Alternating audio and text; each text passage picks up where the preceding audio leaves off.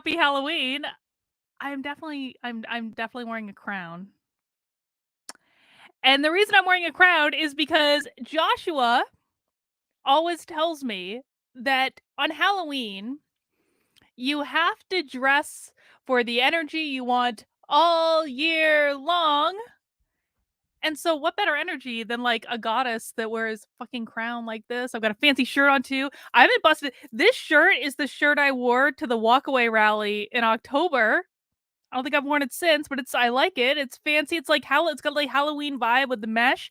I've got some pretty crystals, including, you can't really see, it's an amethyst. So purple, the color of royalty. So I'm all ready to go for Halloween tonight. I'm also ready to go for Joshua's happy Halloween party that he's having later. I know some of you are going to Joshua's Halloween party. Starry RZ says Joshua hasn't sent out the Zoom link yet.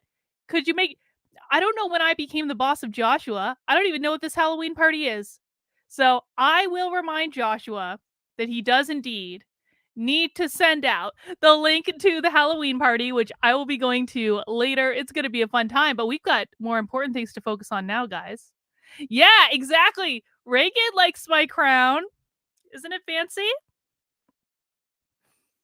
I had to upgrade the crown this year. I've had the same old crown for past several Halloweens because I'm really lazy when it comes to Halloween. I'm like really lazy. But the crown looks good. We're ready to go. Who wants to hear some news? Who wants to talk about some effed up news for the week? I hope you guys all have some fun Halloween plans tonight. But we've got some news to talk about. Let's see. Let's bring it in. Oh my God, there's so much news to talk about this week. Guys, welcome to Effed Up News of the Week. Effed Up News is a stream I usually do on Sundays. And basically, it's just a time when I can talk about whatever other things that I haven't gotten a chance to talk about this week. Stuff that I want to bring into the conversation, stuff that made me laugh, some stuff that made me cry. Oh, we've even got Karen acknowledging that I'm wearing a crown. Thank you, Karen, for that. But before we get into that, guys, I have some exciting news. This is not effed up news. This is actually exciting news. Before we get started, my book, Actively Unwoke, went on pre-order on Friday. I found out totally by accident, but it's cool, man. It's cool that my book went on pre-order on Friday. Actively Unwoke is a book filled with, it's basically my brain dump about everything that I have learned about fighting the woke over the past couple years. I start off the book by trying to decode the woke. Basically, if you have a friend or family member that has just woken up and is like, everyone's gone insane. What happened to the schools? What happened? What is going on? This is going to be the perfect book for them because it's got a very simple decoder to help explain what's going on in the world. I know James Lindsay does this stuff and I think he does a great job, but I also think that James Lindsay can be a little too wordy sometimes for people who are just waking up. So what I tried to do is take what James Lindsay's doing and make it even simpler for like people that have jobs and can't spend 4 hours listening to a podcast about Hegel. I did that in the book. Not to take away from James Lindsay, because I think James Lindsay is awesome. I thought there needed to be an intermediary step. Then in the second part of the book, which is most of the book, what I did was I put together a whole bunch of case studies about different people who have fought back and different things that they've done, because I don't want this to be an intellectual exercise. I wanted to give people a tool that they could actually use to know exactly what to do in the real world, where we're talking about schools or work environments or the government or any of these things. And then there are a couple chapters on self-care. There's one on what to do if you're canceled. There's one on what to do if you're just, feeling a little stressed out about all this and you need some helpful advice. So that's what Actively Unwoke is. It is now on pre-sale. It will come out in April. So make sure you pick up your copy of it, because that really helps me out. But we're going to be doing a lot of pre-sale. I basically haven't even really announced the pre-sale yet, because again, I found out about this by accident on Friday.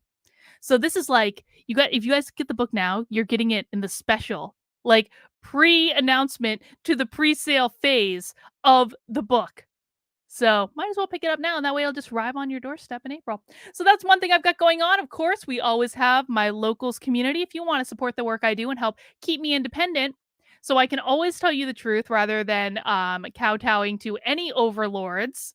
The best way to do that is by joining my locals community. Locals is amazing. We get to talk about whatever we want to. We won't be censored. We won't be banned. We won't be penalized. You can join my locals for free. And actually, let me get the little ticker banner. Ding, ding, ding.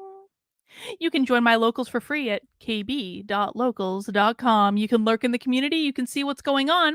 But if you want to become a supporter, that unlocks all the features in locals, and that comes at $5 a month, or you can get it for $50 a year, or you can make a one-time gift, and that will unlock all the features in locals and help support the work I'm doing to keep me independent and all that good stuff. All right, guys, let's jump into the news.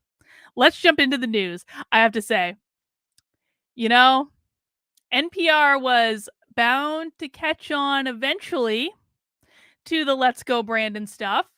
They caught us. Everyone scatter. Everyone stop. NPR has figured out what's going on with the Let's Go Brandon stuff. And they tweeted out this yesterday. No one is really cheering on a guy named Brandon. Instead, the phrase is being used in conservative circles in place of a more vulgar message directed at President Biden. They figured, guys, they sussed it out. It only took them like 3 weeks. Crack journalism. Crack taxpayer funded.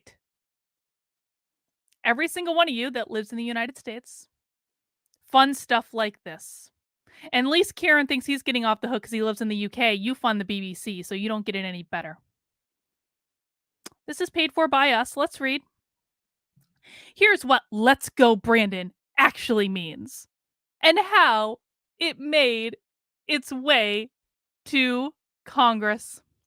If you've heard people chanting, Let's Go Brandon, or have seen someone with a shirt or hat sporting the seemingly jovial message lately, you might be wondering who Brandon is and why so many people are rooting for him. In this case, the phase isn't actually supporting a guy named Brandon. Instead, it's a euphemism that many people in conservative circles are using in place of saying fuck Joe Biden. The origins of the meme go back to October 2nd. Oh, I was wrong. It took them a full month. It took them a full month to figure this out. That goes back to October 2nd when race car driver Brandon Brown won his first NASCAR Xfinity Series race and was being interviewed by NBC reporter Kelly. In the background, some of the crowd can be heard chanting, fuck Joe Biden. Though Kelly says, you can hear the chants from the crowd, let's go Brandon, in her broadcast. It remains unclear if she misheard what the crowd was saying or if she purposefully tried to change the message. I don't think it's unclear at all. That someone in her earpiece said, you better cover up for what the crowd's saying. I don't think that's unclear at all. No one does. Either way, the phrase, let's go Brandon, quickly spread among conservative groups and continues to be used in place of the direct expletive towards President Biden, even among members of Congress. On Thursday, Republican Representative Jeff Duncan of South Carolina was seen sporting a Let's Go Brandon face mask. Duncan shared a photo of himself in the mask on Facebook saying, the American people are furious.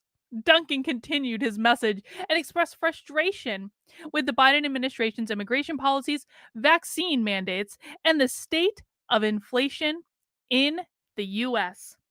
The week prior, another Republican rep, Bill Posey, ended a speech on the House floor in which he talked about frustrations with the Biden administration agenda and legislation with a Let's Go Brandon and a quick fist pump.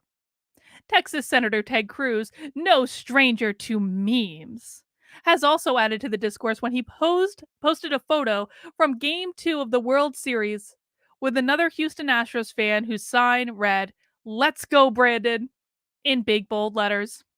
Outside of Congress, people are also using the phrase as inspiration for multiple songs. Independent researcher Hampton Stall, what a name, says the phrase itself is shareable and adaptable and can be used in public in ways that cursing out the president cannot. Speaking with NPR's Weekend Edition, Stahl says that in addition to its ability to be shared easily, Let's Go Brandon also got a large boost by alternative right wing media and figures. And while it's clear that social media platforms and search engines might ban the more explicit phrase, Stahl says the meme version isn't a phrase that can be banned, although they're certainly trying. It's not a search term that we're going to the limit, Stahl says, and I think that's probably fair. There's a difference between calls for violence and this sort of wink that the Let's Go Brandon meme is. Now, here's the thing. What they're missing in this entire equation is that Let's Go Brandon is not just a derogatory Joe Biden phrase, although it certainly is. But part of the reason that Let's Go Brandon caught on was because it was a direct jab at the media who were trying to lie to people. It's not just about Joe Biden. This started because the media was lying to people. That's how it started.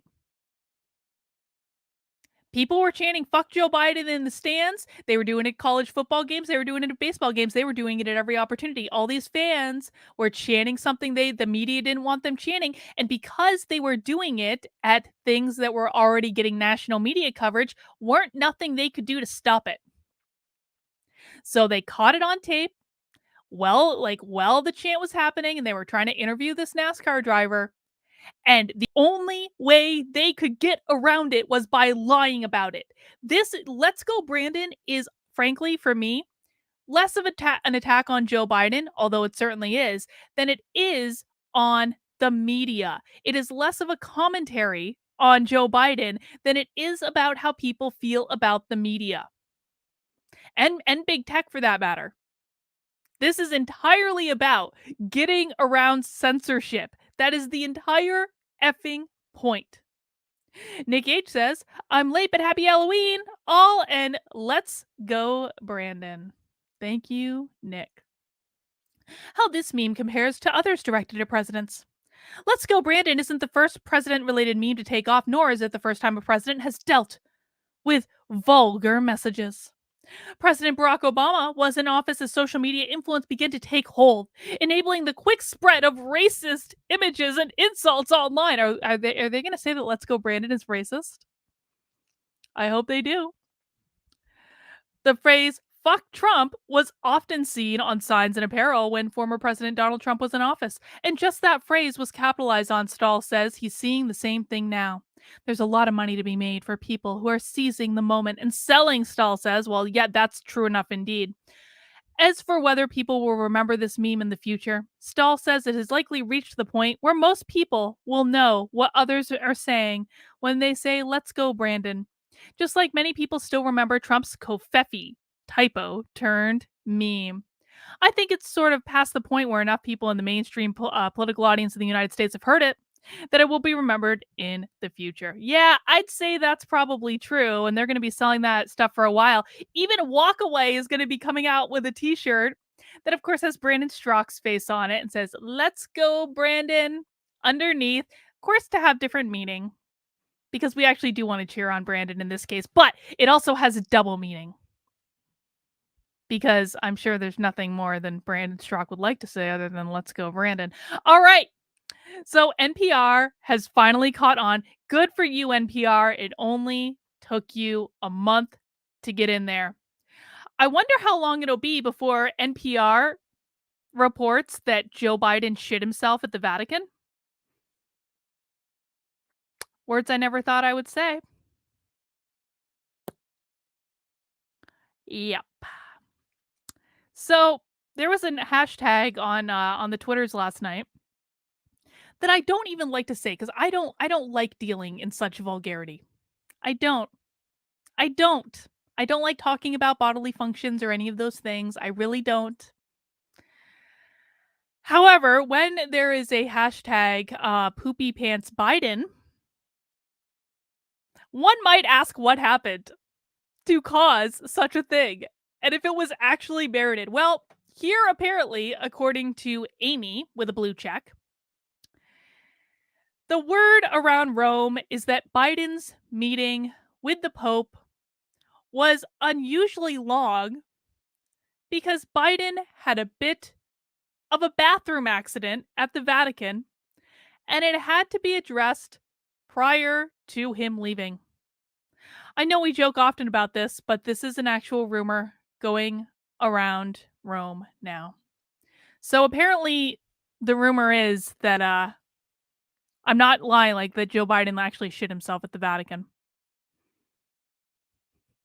I just don't know what else to say about it. Like, I don't like how long is it gonna take the media to cover this one? Of course, never. They're never going to cover that Joe Biden shit himself at the Vatican. I'm probably gonna get like strike or something and be like, fake news. I'm gonna get a fact check. No, Joe Biden did not shit himself at the Vatican. Yeah, he probably did.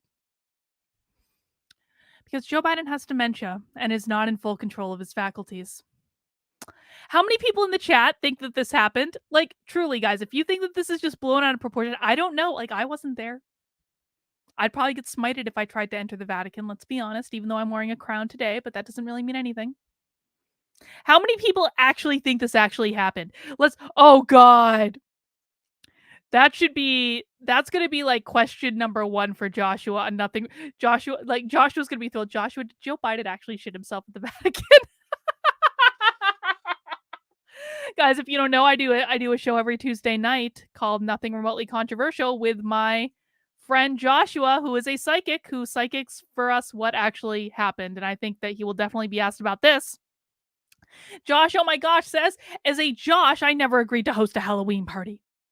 Also, I hope the crown isn't hurting you with the headset. No, the crown is working well with the headset, actually. I think the headset might actually be holding the crown in place, if I'm honest. It's doing its thing. Let's look at some of the comments. Let's look at some of the comments. Let's just see. A new meaning to holy shit. Yeah. Yeah.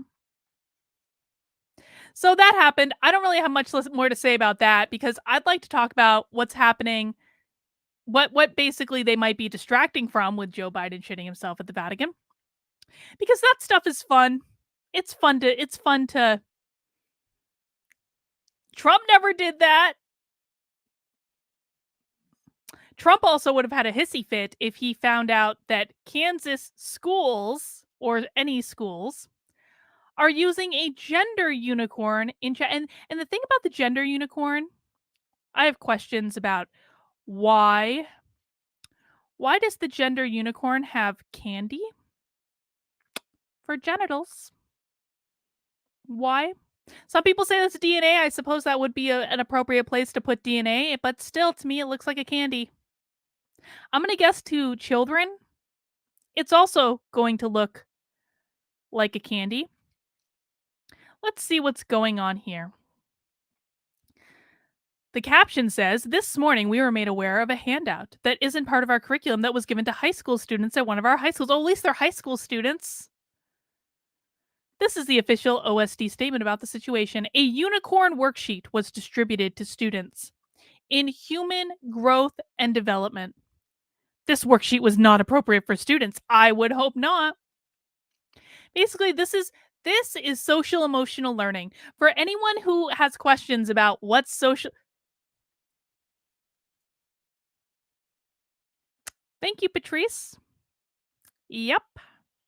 For anyone who has questions about what social emotional learning is, we have an example right here. This is a survey. Anytime your kids are asked any question that is personal in any way, that is going to be related to social emotional learning when it is done at school through worksheets like this. This worksheet has, what is your gender identity? Female, woman, man, or other. What is your gender expression? I can't even really read that. Hang on. Let me see if I can make this bigger. Oh, that's better. What is your gender expression? Feminine, masculine, or other. Assigned at birth, male, female, or intersex. And we've got that candy again. Physically attracted to men, women, or other. Emotionally attracted to men, women, or other. And this was distributed at a high school in Kansas. And they got caught because parents are now on the lookout. A Kansas school apologized for a gender unicorn worksheet given to students after hearing from outraged parents. The handout asked high school students about their identities and which sex they were attracted to. Do you know your identity? Or are you still in the identity confusion phase? Give me 3 reasons you have or have not achieved your identity. The worksheet reportedly asked teens in a human growth and development class. I'm old enough to remember when people were allowed to come out as gay on their own timeline, not being forced by a worksheet in school to come out of the closet if they weren't ready. Courtney says, part of the LGB community, should I put that in my work email signature? Yes, Courtney, I think that you are now required to disclose to everyone who you're sexually attracted to at all times. And maybe that changes sometimes. And maybe you have to update your email signature every time that changes. Who knows? State Rep Adam Thomas was one of the parents who did. Oh, it was a state rep who figured this out. Oh, isn't that convenient? Who did not approve of the flowchart, which was created and pushed by Trans Student Educational Resources. Let kids be kids, the Republicans said. Whoever they decide to be is fine, but the classroom is not the place to push this ideology on them. Listen, I don't actually think. I wouldn't say like I don't want any of this stuff pushed in schools. I don't think it's necessary to talk about it in schools at all. These are conversations that should take place especially when we're considering the fact that students aren't really learning how to read and write these days. If you look at the National School Report Card, like it's something like 1/3 of students know how to read at grade level, know how to write at grade level, know how to do math at grade level because they're doing crap like this. It is not the school's business. It is not the teacher's business. Their job is to teach, not to do any of this crap. And frankly, even lefty parents should be opposed to this.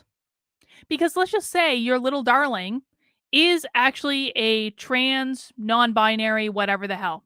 Let's say your little darling is actually a trans non-binary unicorn. Who the hell cares? Is it the school's job to suss out that information? No. It is not the school's job to suss out that information. It is not the school's business. And no trans non-binary unicorns should be forced to say that they are trans non-binary unicorns before they are ready to do so. They should be able to come out in their own time. That used to be good enough. I know I use this example all the time, but it's just because it's so perfect.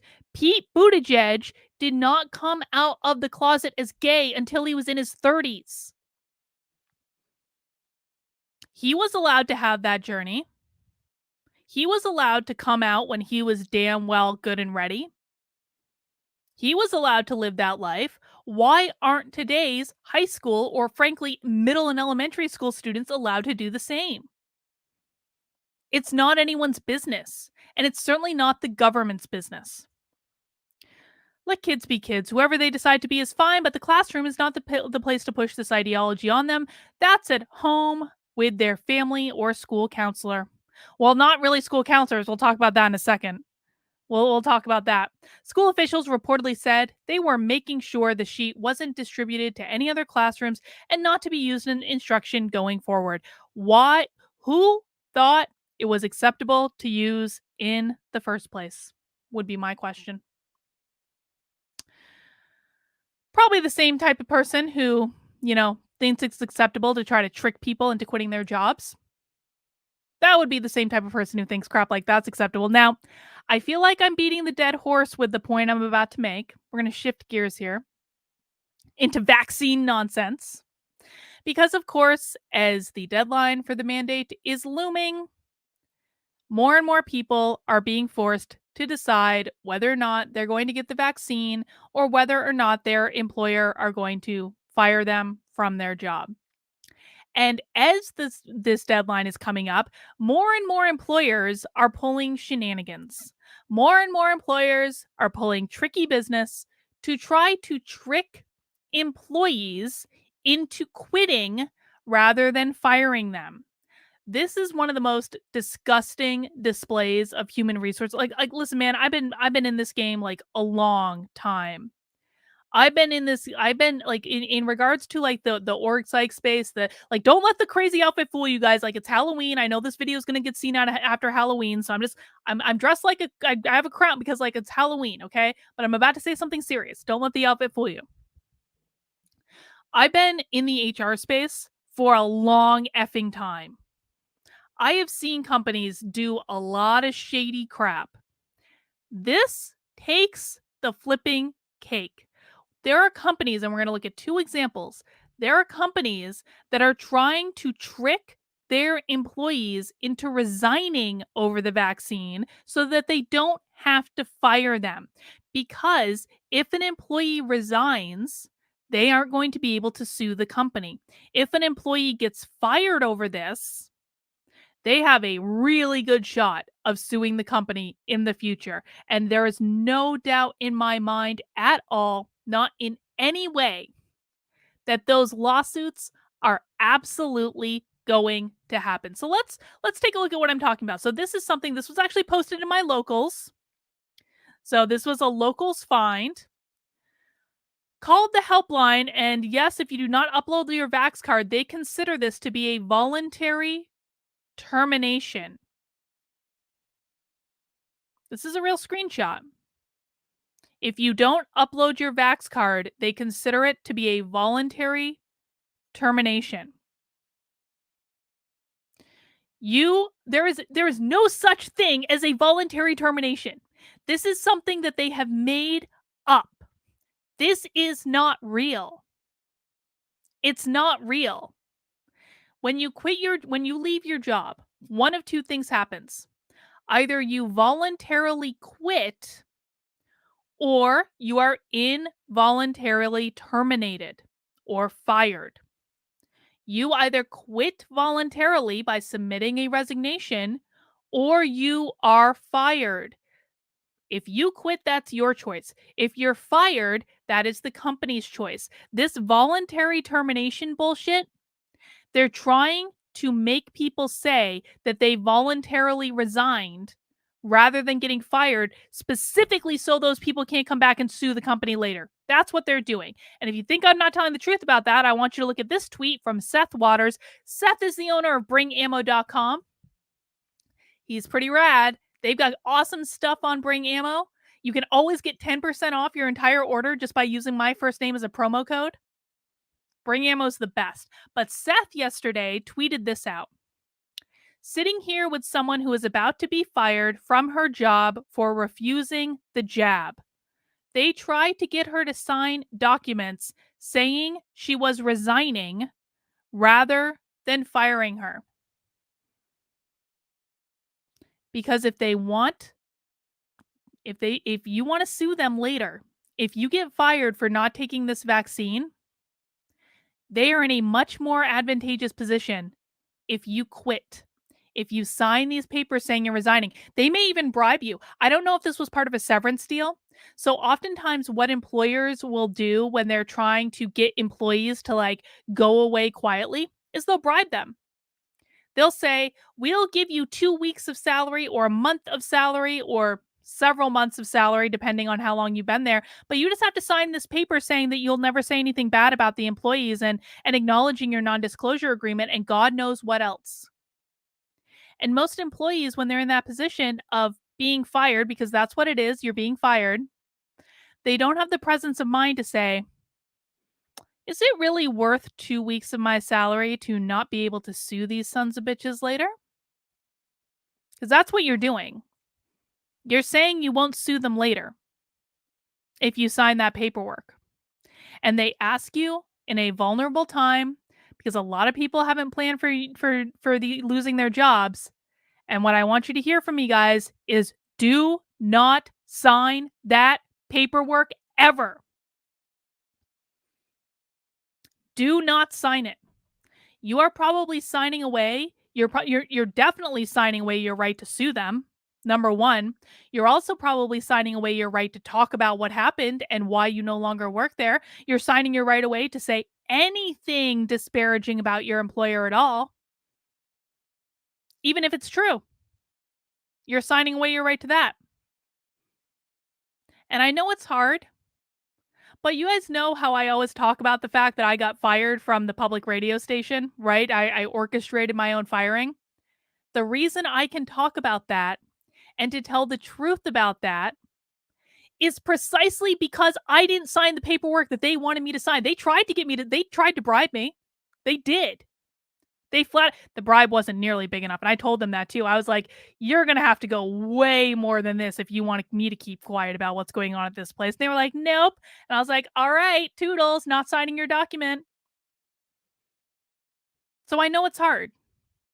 I know it's hard to say no to like several $1,000s. I understand that, especially when you may not be in a position where you had even thought about leaving your job, and now here they are trying to mandate that you get a vaccine. And of course, you should always check with the CDC for all vaccine related questions. I'm not talking about whether or not you should get it. You guys know I'm vaccinated. I am. I just don't think it should be forced. So, my strong recommendation is number one, know your employer's effing lying if they're pulling this voluntary termination bullshit. Number two, never sign these documents ever. Never, ever, ever. And I know it can be hard to say no. I know it can be hard to turn it down. But you're signing away so many of your rights to do things in the future if you sign these papers. And make sure you're telling your friends and family the same. Because I feel like I've been hitting my head on the wall, like screaming about this for like at least a month now. Like, don't sign these papers. Voluntary termination is bullshit. They're literally making this up. And there's still so many people who are not listening and so many people who don't know. There's going to be lawsuits about this. There absolutely will be. And if you even think that maybe you want to be a part of that, you have to make sure that you don't sign that right away for a couple $1,000s. What employers are doing is wrong. It's wrong. It's wrong by any stretch.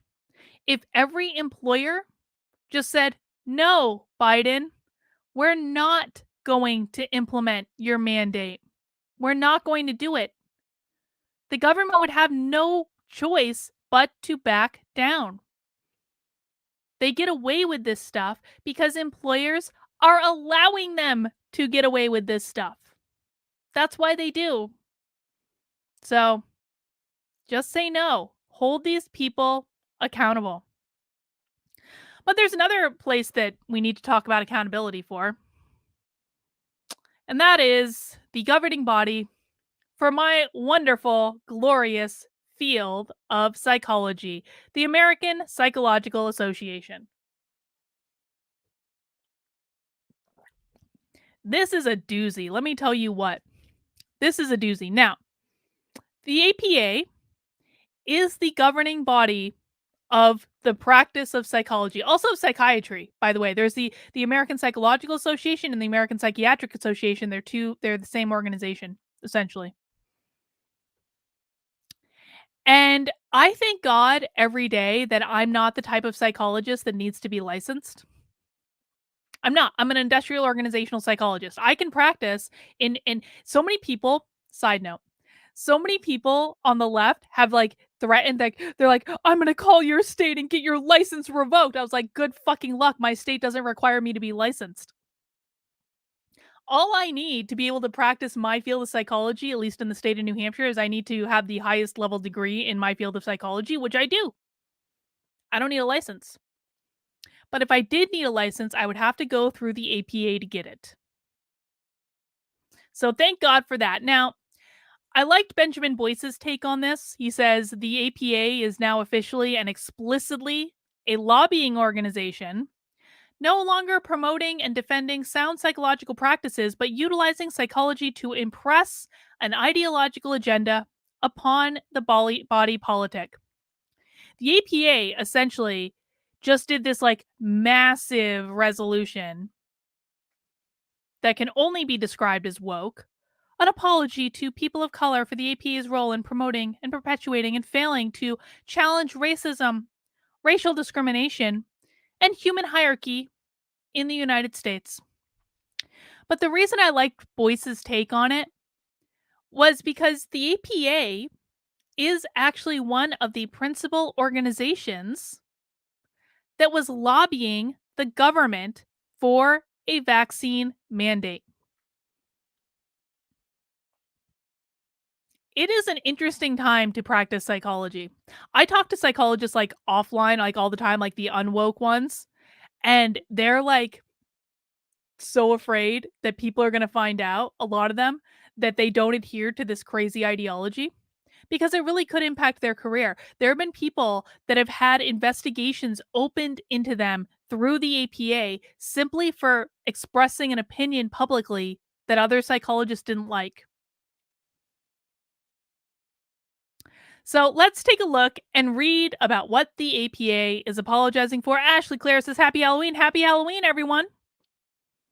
The APA is masquerading as an organization that used to practice responsible psychology and now no longer does. The American Psychological Association failed in its role leading the discipline of psychology. Well, true. If we had just ended there, if we had just ended that sentence there, like truer words would never have been spoken. Was complicit in contributing to systemic inequalities and hurt many through racism, racial discrimination, and degeneration of people of color, thereby falling short on its mission to benefit society and improve lives.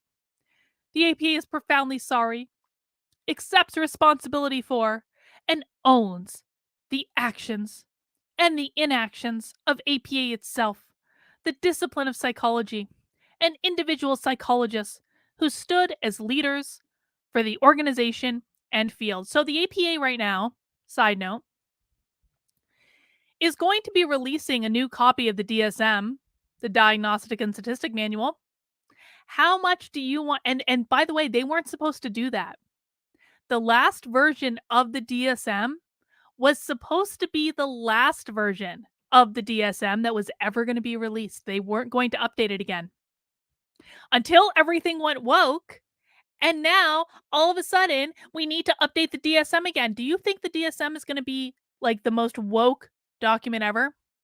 Because I do. I think the DSM is going to have the gender stuff all through it.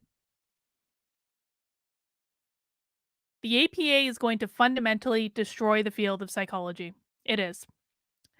Let's read about the resolution. Actually, let's even just go down. Oh my God, this is crazy. This is crazy. Let's read some of the parts of the resolutions. And I will add this link to the description later for people who might be watching this later. Of course, you can also Google it as well right now. Whereas psychology cannot harness its potential to disarm and dismantle racism without addressing its own history of racism and support for human hierarchy. Since its origins as scientific discipline in the mid-19th century, psychology has, through acts of commission and omission, contributed to the dispossession, displacement, and exploitation of communities of color. The early history of psychology rooted in oppressive psychological science to protect whiteness, white people, and white epistemologies reflected the social and political landscape of the US at the time. Psychology developed under these conditions helped to create and sustain them and continues to bear the indelible imprint and often continues to push research that conforms to white racial hierarchy. Whereas the APA was established by white male leadership, many of whom contributed to scientific inquiry and methods that perpetuated systemic oppression, including promoting the idea of earliest 20th century eugenics. Whereas eugenicists focused on the measurement of intelligent health and capability, concepts which were adopted by the field of psychology and disavowed like a long time ago, but of course we don't like to talk about that. Whereas in February 2021, APA reaffirmed its denunciation of racism in all its forms for its destructive psychological, social, educational, and economic effects on human rights and human welfare throughout the lifespan, committed to undertake an analysis of psychology's history with the goal of understanding the harms that marginalized racial groups have experienced and the actions necessary to create a more equitable, diverse, and inclusive association, discipline, and society moving forward. Yes, the APA has resolved to advance the cause of equity. Whereas acts of racism have exposed long simmering racial inequities and injustices and have promoted a national conversation about systemic racism, bigotry, and xenophobia. Whereas psychology has minimalized and marginalized psychologists from communities of color and their contributions to the field. The APA specifically acknowledges the harm it caused the field and the Black community during the height of the civil rights movement. The APA ignored the opportunity to take formidable stand to address poverty, racism, and social concerns affecting African Americans. I don't know the history of that. Maybe that's true. Wouldn't surprise me. But not the point. Not the point. Whereas psychologists established, participated in, and disseminated scientific models and approaches rooted in systemic racism when the discipline was first founded. That, according to a paper published in 2020.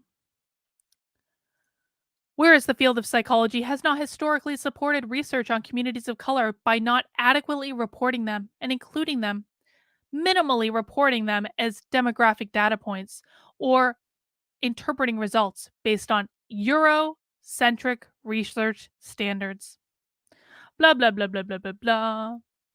Whereas for students of color, the system has been built to perpetuate multiple barriers to entry and completion, including the completion of training requirements that omit taking the perspective of diversity into account. The cost. I had to pay that tuition too, motherfucker. Did I not have to pay that tuition because I'm white?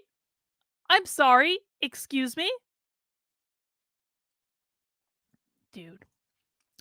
Ben Hairston says, I stopped pursuing a career in psychology. I saw this stuff was coming. I experienced a lot of it. It is a sick field full of sick people. Well, I mean, listen, okay, let's just be honest. A lot of psychologists pursue the field of psychology because they are broken people and they're trying to understand their own brokenness. Dude, that's what got me into psychology in the first place. I experienced workplace bullying in two different organizations, like really severe bullying. I was the target of it, and I wanted to understand it.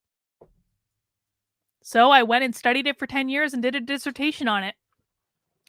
There are non-woke psychologists that are very good psychologists, but that started the field from like a very broken place. It's just the way it goes.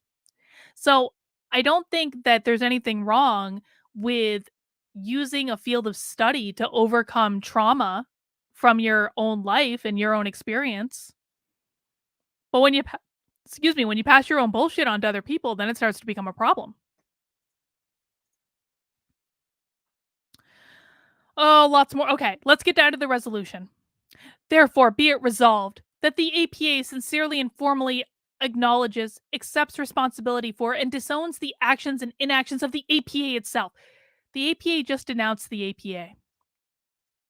The discipline of psychology and prominent individual psychologists who stood as leaders for the organization and field, and the APA sincerely and formally apologizes to communities of color for those actions and inactions. Therefore, be it resolved that the APA rejects hegemonic science, that is, research focused on identifying and reinforcing supposed hierarchies of human value. Oh, so listen, I'm not necessarily like a fan of this type of research, but like, why is the APA rejecting types of research? That seems to be a little heavy handed. So we're not allowed to study the supposed hierarchies of like, okay, I don't actually think this is happening anyway. Whatever. Be it resolved that the again, like I'm not necessarily in favor of research focusing on identifying supposed hierarchies of human value, but I question whether or not that was actually really happening. That doesn't make sense to me. Ben says, I agree with you, Carlin. Limited wording in super chats. Yeah, dude, the struggle is real. I get it. Be it resolved that the APA reaffirms that race is a social construct with no underlying genetic or biological basis and debunks the notion that different groups can be ranked hierarchically on the basis of physical characteristics. Now, I too oppose the notion that groups can be ranked based on physical characteristics. However, race is a social construct. Nah.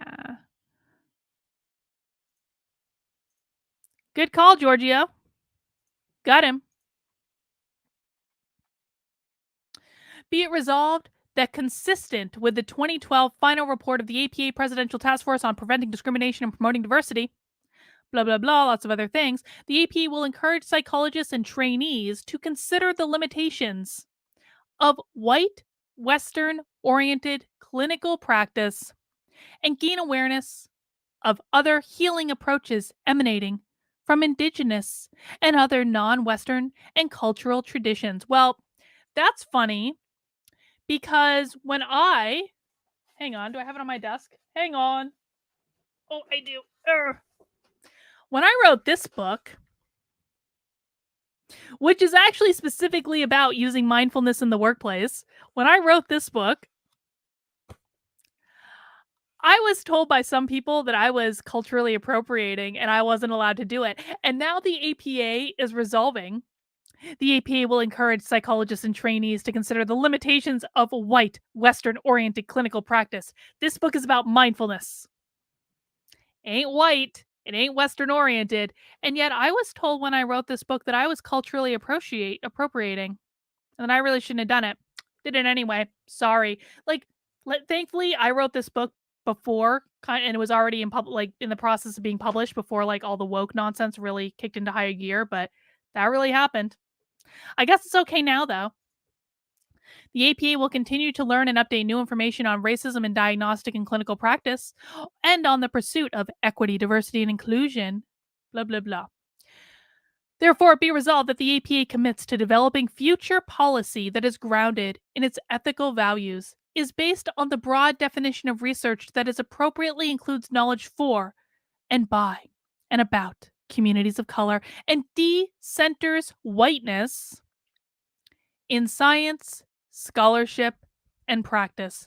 Given that such research is currently lacking for many communities of color, the APA will advocate for increased funding opportunities for scholars of color to fill the void, and will be encourage the future development of future policy that considers the generalizability and appropriateness of so basically the APA is saying that they're going to fund research based on equity. If you are white and want to do research in the field of psychology, good luck getting any grants from the APA. You may as well just lie about your race. What if you just lied about your race on the application? That might help you get the funding you're looking for, because it's not going to be judged on the merit anymore. It's going to be judged on what race you are. And the APA is specifically saying that in this resolution. We'll talk more about Ibram Kendi's position on that in a second, but let's finish this. Therefore, be it resolved that APA encourages ethical scientific research that engages communities of color as equitable partners and is based on the lived experiences and perspectives of communities of color to develop needed interventions created for diverse populations and delivers diverse providers. So here are the APA. This is the APA admitting that it doesn't know how research works. And I say this as someone who does practice qualitative research. My dissertation was a qualitative study based on lived experiences. Oh, hang on. I have it right here. This is my dissertation right here. They printed it into a little book. The title of my dissertation, hang on. The title of my dissertation from back in the day is A Grounded Theory Study of Young Professionals Coping with Being the Target of Workplace Bullying. I studied the lived experiences of young professionals. I believe in the value of qualitative research. I believe in the value of studying lived experiences. However, In this dissertation, I had to write about the limitations of the study. There are always limitations when you're studying lived experiences. There are always limitations when you are using a qualitative form of research. It is not supposed to stand on its own and be broadly applicable to a wide variety of human being. That is not the intent of the research. When you are studying lived experiences, what you are supposed to do is say, these lived experiences are true for the people of this study. These are the themes that we found in this study. Here is further quantitative research that needs to be done to explore these experiences. When you are studying lived experiences, it is not meant to be immediately applicable to the general population. It is meant to identify themes for later quantitative research. Quantitative research has a much bigger sample size. Quantitative research has a much better ability to be broadly applicable to a specific population. So I will never make the argument that considering lived experiences is a worthless endeavor because it is not. That is how we identify different themes. That's how we can identify different concepts. However, it is not meant to be the end all be all. And anyone who says it is, including the APA, is lying. That's not what it is. And I know because I had to write about it in my flipping dissertation. Jesus Christ.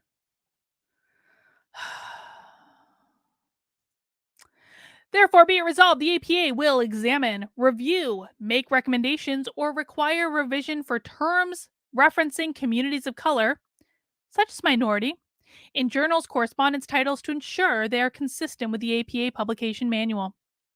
So, the APA is saying they're going to change the meanings of words, and the APA publication manual is the publication manual that you are required to follow when you are writing psychology papers in schools. I have it sitting on my bookshelf right over here.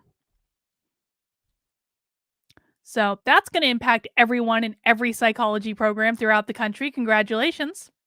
Therefore, be it resolved that the APA acknowledges that an apology absent ameliorative action is without impact and thus commits to the following immediate actions of remedy and repair, in addition to long term actions specified above. The APA will engage in a comprehensive audit of all its EDI, that's equity, diversity, and inclusion, and other anti racism activities, including ethnic representation of governance leaders and central office staff and practices and procedures, blah, blah, blah, blah, blah. No later than August 2022, initial actions will be proposed for approval by the Council based on recommendations from members and ethnic groups, with respect to the implementation of the following three priorities. The APA will prioritize efforts in knowledge production and scholarship. The APA will prioritize efforts in trainings, opening pathways, and work for. Oh, shit. Okay. This is the APA basically saying it's going to change my field. The APA, regardless of whether I have to be licensed through them or not, the APA does govern the field of industrial organizational psychology. It's saying that if you want to train in the APA approved style in IO psychology, you're going to have to do it our way. Let's read this one specifically. The APA will prioritize efforts in training, opening pathways, and workforce development, such as those that expand opportunities for students of color to pursue careers in psychology, promote membership of psychologists of color, improve psychology graduate education, and training in inclusive, diverse, non-Western cultural perspectives, increase mechanism strategies and practices to raise participation and success rates for psychologists of color in academia, publishing, and governmental licensing, increasing representation of communities of color throughout the APA's elected and appointed leadership. Okay, so this is actually different. This is in regards to the APA's own workforce development, which is good for me, I suppose. And appoint leadership to expand opportunities for leadership for psychologists of color. So the APA is only going to be hiring non-white people. I'm not surprised of any of this. I've been talking about how the AP has been going woke for over a year. Not surprised by any of it, is the answer. The APA will prioritize efforts in clinical practice and health equity. such as those that elevate both advocacy and training in culturally competent and easily accessible case care models, and those that improve the knowledge of and responsiveness to the needs of communities of color. Therefore, be it resolved that future APA actions could include targeted apologies and restorative processes for specific communities of color that extend beyond the content, format, and style of this formal council resolution. So they're basically saying there, like, we're not done apologizing yet. You're probably going to see several more apologies. Therefore, be it resolved that the future APA action could also include targeted interventions to benefit. Oh, isn't this nice? We're just upping the equity here. The future APA actions could also include targeted interventions to benefit other groups that have experienced systems of oppression, including those based on religion, sex, class, sexual orientation, gender diversity, and disability identity. So the APA is basically going like all fucking in on critical theory. You know how I keep harping on the fact that critical race theory is not about race, it's about power? And that's because it's a subset of the larger category of critical theory. And critical theory has lots of different categories. They have race, they have gender, they have sexual orientation, they have disability studies, they have fat studies, they have queer studies, they have all these things. The reason that we need to stop focusing so much on the race piece and start looking at the bigger picture is because the bigger picture is all about how do we gain as much power as possible for ourselves. The APA is saying we're not just going all in on critical race theory. Oh no, no, no, no, no. We are going all in on every single type of critical theory. Congratulations, the APA is officially a Marxist organization. And lastly, therefore, be it resolved that the APA reaffirms its rejection of racism and racist ideologies and its commitment to dismantling racism in all forms, including within the discipline itself. Will continue to work to identify psychology's significant potential to dismantle racism in important systems and sectors of society, and will continue to advocate for policies that create a more equitable and inclusive society that honors the needs and well being of people of color.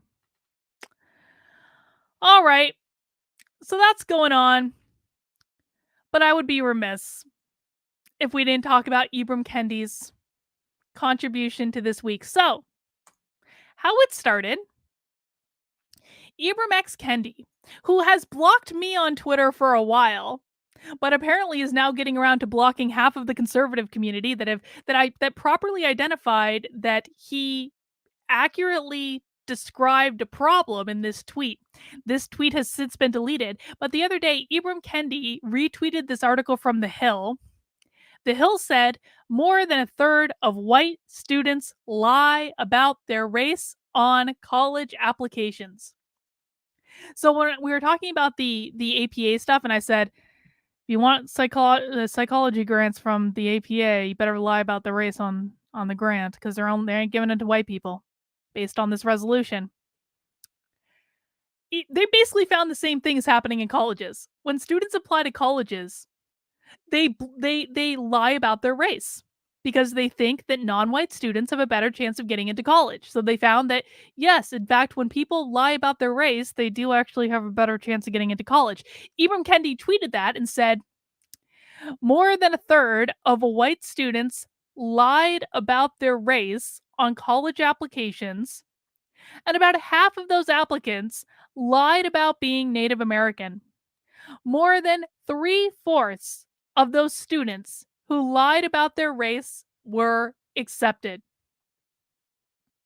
This is an epic self-ode. This is Ibram Kendi basically copping to the problem that he himself has created. And he got a little backlash for it, especially from Jack Posobiec, who has been going at Kendi relentlessly. And so he deleted that original tweet. Ibram Kendi deleted this tweet which of course only makes the problem worse. That's why you don't fucking delete shit. If you tweet something stupid, just own it. Come on. Like, I almost never do. If I delete something, it's because it's got a really bad typo that fundamentally changes the meaning of it.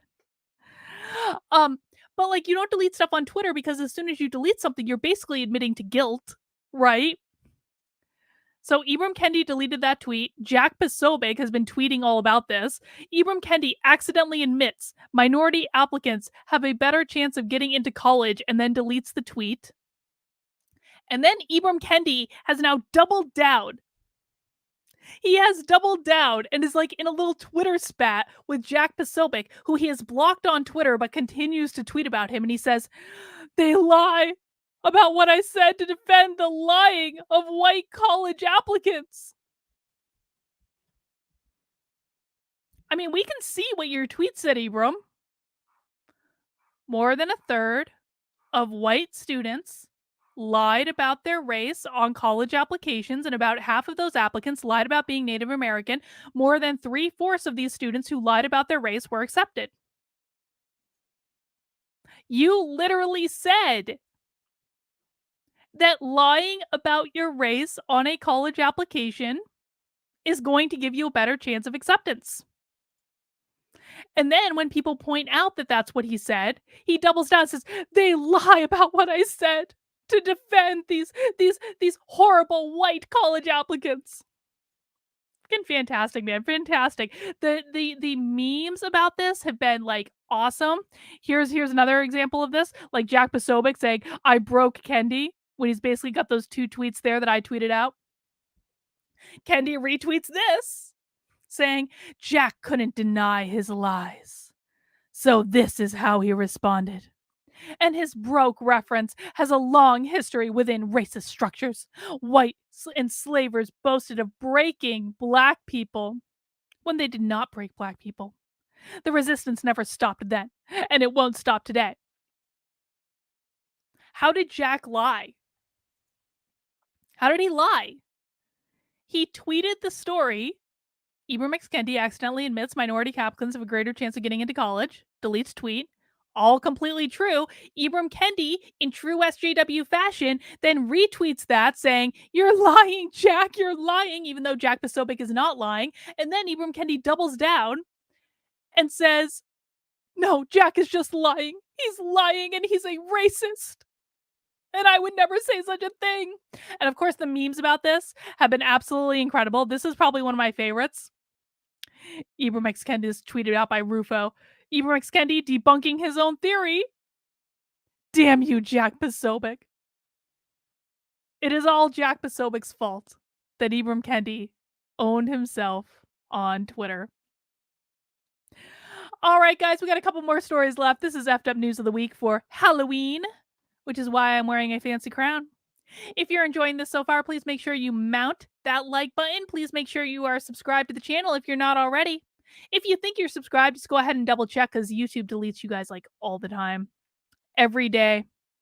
Every day. Even if I don't post content, YouTube still deletes my subscribers. So if you think you're subscribed, just make sure you double check for me and turn on those notifications. Maybe it'll help you get served my content every once in a while. But let's get into a couple Halloween stories, shall we? This is a nice woke Halloween story from Russia Today. The word spooky banned as racial slur by National Theatre Scotland ahead of Halloween, although no one complained about it. A lot of Halloween things have been getting banned this year. You can't wear there. I saw a whole flowchart about like, is your costume cultural appropriation or not? There are like 17 steps to decide whether or not your Halloween. Is my Halloween costume cultural appropriation? I guess it depends on like where the crown is from. It could be. My Halloween costume could indeed be cultural appropriation. Maybe it is. But let's read why the word spooky is racist. The National Theatre of Scotland has banned the word spooky from its shows after noting that term, often associated with Halloween performances, had racist connotations linked to its use during the Second World War. A source at the Scottish Theatre told the Daily Record that no one has complained about the term spooky, but they were concerned that the word might become problematic in the future. There's been a lot of trainings and meetings since the Black Lives Matter movement and how the National Theatre of Scotland should change, the source added. Staff said the word had been flagged as a racist slur bandied about. During the Second World War, American servicemen used spooky to refer to black pilots, and the word has been controversial in the US as a result. The word, synonymous with Halloween, was last used by the National Theatre of Scotland in 2016 for Charles Dickens' A Christmas Carol, and it was used to describe a spooky location. The theater has said it will always interrogate language choices for historically oppressive connotations. However, this latest episode into canceling anything deemed remotely racist has not gone down well in the British public. Professor Sir Jeff Palmer, I hope that's I hope that's right, was newly installed as the chancellor at this university I'm not going to pronounce name in Edinburgh. I can't pronounce any of these things. At a university in Edinburgh, and a prominent black academic said the publicly funded theater was doing more harm than good and that he'd never heard of the slur. If he'd never heard of the slur, how was the theater doing harm by not banning? Oh no, he's saying that like they're doing more harm by banning the slur? That's an okay, fair enough. TV personnel. Oh yes, because they're talking about the backlash. I'm so used to any academics being opposed to anything remotely deemed racist that like that was totally confusing to me. I'm like, a black academic is not in favor of banning something that does not compute. And isn't that sad? Isn't that sad that if a black academic has a prominent role in a university, I just assume that they're woke? And it did like it literally like if they don't turn out to be woke, I'm like, it doesn't make sense. What is going on? Isn't that a sad state of affairs? I feel like I owe him an apology. TV personality Piers Morgan dubbed the move as another example of absurd virtue signaling and claimed it does nothing to advance the cause of racial equality. He wasn't alone. Others contended that there wouldn't be any words left at this rate because some people are too easily offended. It's really a sickness now, wrote another on Twitter, while one person suggested that the woke cancel movement was getting beyond a joke now. One would think. One would think. Well, that's not the only place, though, because Massachusetts, home of Salem, home of the most Halloween city in all of Halloweendom, Massachusetts School District ditches Halloween to be more inclusive and will celebrate fall instead. I'm curious, has anyone here actually been to Salem, Massachusetts during Halloween? Salem is a fun place to visit just generally. Salem has lots of cool haunted things to do. Last time I was in Salem, which has been probably maybe a couple years now, Salem has like a wand shop. They have all sorts of magical little shops. You can actually buy really nice wands at this wand shop in Salem. I hope they're still there. They have all sorts of spooky attractions, all sorts of witches things that you can do. In like around Halloween, basically for the entire month of October, Salem becomes like one big giant haunted house. There are haunted houses like everywhere. There's like the haunted ball at the Hawthorne Hotel. Salem, Massachusetts is the most Halloween city in the world, which is why this is a little bit bizarre to me. Let's read. By the way, Salem is not the town banning Halloween, obviously. I just think it is bizarre that any town in Massachusetts is banning the celebration of Halloween. A Massachusetts school district reportedly is foregoing Halloween festivities in its classroom this year in favor of fall celebrations as an effort to be more inclusive. The announcement from Melrose Public Schools Superintendent Julie has been met with criticisms by some parents in the city north of Boston. Oh, so not that far away from Salem. who are now organizing a costume parade in front of the high school with an online petition titled Keep Halloween for Our Kids. Wow. This is probably like the most wholesome protest that has ever been done to protest the town canceling Halloween. The parents organized a costume parade in front of the school. I hope someone dressed up their kid as an Indian. I really hope one of those kids was dressed like Pocahontas. I do. Over the past several years, MPS has worked to de emphasize Halloween and shift our focus towards community building through fall celebrations. That sounds a little pagan, doesn't it? Are you going to do a celebration of the fall solstice? Are you going to do a little ceremony where everyone is prancing around a cauldron to celebrate the solstice? It sounds pagan. It does. Let's see. As we work to address unfinished learning, two of our key priorities are: one, equity and the inclusion of all students, two, fostering a sense of belonging and partnership with all students, families, and staff. I work with collaboration with our elementary principals to map out month by month the traditions and events that have occurred in our schools. Together, we will create guidelines that are safe, inclusive, and equitable to be implemented with consistency. According to an interview with The Patch, the website said they are not canceling Halloween. It will just no longer be a focus of the school district's fall celebrations. Oh, so we aren't canceling Halloween. We just aren't going to do anything with it anymore, whereas we used to celebrate it before. She reportedly referenced groups of students dressing up in similar costumes or some coming to school in elaborate get ups, leaving other students who don't have the resources to do so feeling left out. Even if there's one kid, that's why some groups are often marginalized, because they aren't the majority culture. There's still a lot of other ways for people to celebrate Halloween. There are some people who don't celebrate Halloween. That'll mean some kids don't come at all that day. But some parents aren't amused and are organizing a costume parade Thursday in the Melrose High School parking lot. Let's show Melrose that Halloween is too beautiful tradition that we can all celebrate in school together, reads a purported flyer for the event attained by the patch, which also includes the hashtag Melrose Saves Halloween. If Melrose is truly to be one community open to all, as Dr. K, not to be confused by me, expresses, or with me rather, expresses in her letter, then we should not be canceling Halloween in our school, says Prescott, a local parent.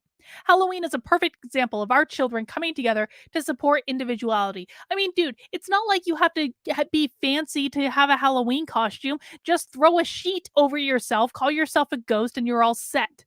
It's not like you have to spend a lot of money on a Halloween costume. The administration of the Melrose Public School System has decided that the term and celebration of Halloween in the schools, specifically the elementary schools, is no longer acceptable and non inclusive. A day that is merely about costumes and fun has turned political. I hope that some parent dresses their kid up as Donald Trump. That would be amazing.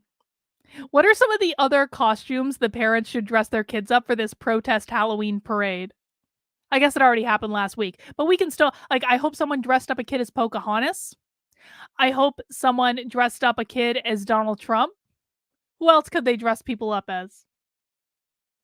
What's a good cultural appropriation costume? I don't know. Yeah, right as rain. You make a good point. White sheets will be racist. You make a fair point. Yeah, they should dress their kids up as feds. Just put sunglasses on them and have them wear like cargo shorts or something.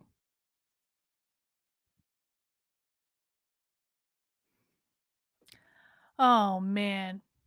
Well, so that's going on in the world, but I wanted to end with a little bit of a white pill. This made me so happy. I was feeling so down last week. I was like, cuz I go through ebbs and flows. I do. I go through ebbs and flows about whether or not I think that there's hope in the world, and some days I'm like, "We are so fucked. There ain't no coming back from this," and some days I'm like, "This is gonna be great.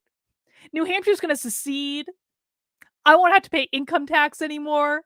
Like, this is gonna be great," and it's like up and down all the time, and I was having a bad day last week, and then this news came out.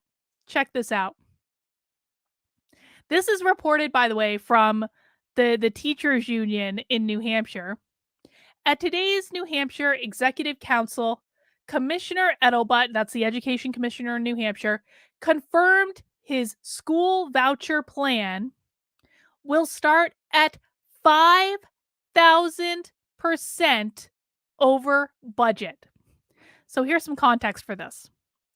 In our last state budget, we implemented education freedom accounts in New Hampshire, which is basically like it's not a perfect plan because the cap isn't like as high as they want it to be, but like parents can choose to use money from this education voucher program to take their kids out of public school and homeschool them or do whatever they want to do. And now we know that this program is 5,000% over what they anticipated for the starting budget of this program. And what that means, Commissioner Edelbutt confirmed his voucher plan will remove public taxpayer funding for 1,600 students. 1,600 students in New Hampshire, 50 times more than anyone thought we're going to take advantage of this program. 1,600 students in the state of New Hampshire are taking advantage of this voucher program that just got approved last year in order to get their kids out of the public schools. 5,000% over budget. That's incredible. That is a white pill moment if I've ever seen it. Even though these accounts do not provide parents the full breadth of what they paid in property tax, because it doesn't. They could provide the parents more money. 5,000%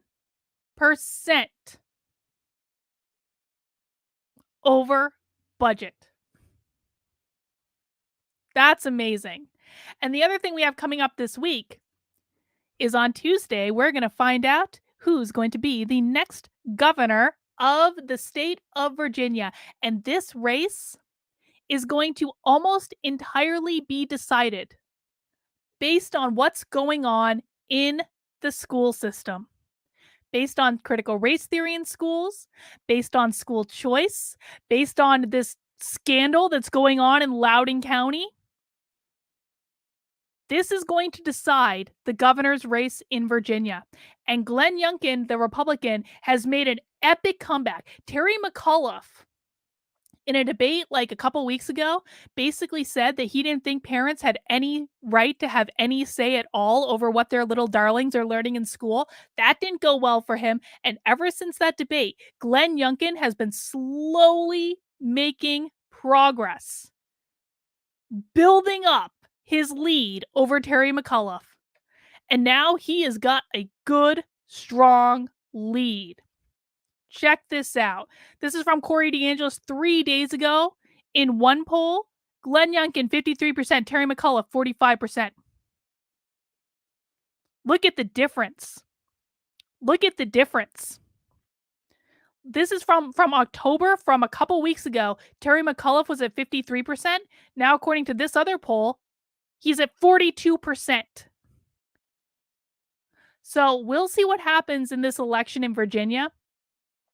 But I think it's pretty great. I think it's awesome.